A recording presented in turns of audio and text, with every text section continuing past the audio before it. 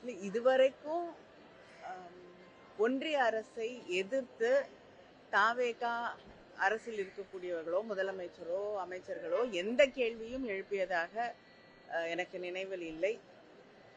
2-3 நாளைக்கு முன்னாடி mines bill தமிழ்நாட்டுக்கு வரவேண்டிய நிதி தொகையை மிகப்பெரிய அளவில் பாதிக்கக்கூடிய, மாநில உரிமைகளை பாதிக்கக்கூடிய ஒரு மசோதா நிறைவேற்றப்பட்டிருக்கு. எந்தவித விவாதமும் இல்லாமல் அதை பற்றி கூட இன்று தமிழ்நாட்டில் இருக்கக்கூடிய தாவேகா அரசு எந்த கருத்தையுமே தெரிவிக்கவில்லை. அதனால அவங்கள எதிர்ப்போம்னு சும்மா வாய் வார்த்தையாக சொல்கிறார்களே தவிர தமிழகத்தை பாதிக்கக்கூடிய, தமிழ்நாட்டை பாதிக்கக்கூடிய பிரச்சனைகளை கூட எதிர்த்து எதையுமே பேசுவதில்லை என்பதுதான் உண்மை.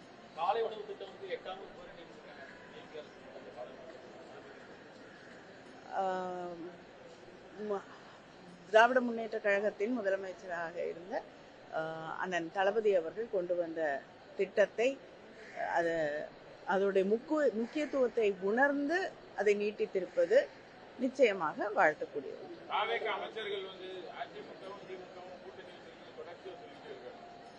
அவங்களுடைய கனவு வேணா அதுவா இருக்கலாம், ஆனா நிச்சயமா எந்த காலத்திலையும் அதற்கு வாய்ப்பு இல்லை. இல்லைங்க, இதுவரைக்கும் தொடர்ந்து இப்படிப்பட்ட குற்றச்சாட்டுகள் வந்து கொண்டிருக்கிறது. தூத்துக்குடியிலேயே இது 3வது குற்றச்சாட்டு என்று நான் நினைக்கிறேன்.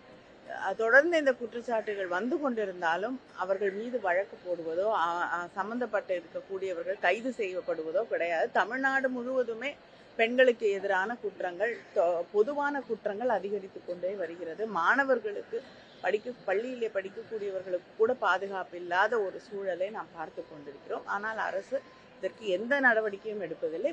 குறிப்பாக தங்களுடைய கட்சியில் இருக்கக்கூடிய நிர்வாகிகள் மீது ஒரு குற்றம் சுமத்தப்படும் பொழுது அவர்களை பாதுகாப்பதில் தான் அவர்கள் கண்ணும் கருத்துமாக இருக்காங்களே தவிர பாதிக்கப்பட்ட பெண்களுக்கு நியாயம் கிடைப்பதே கிடையாது.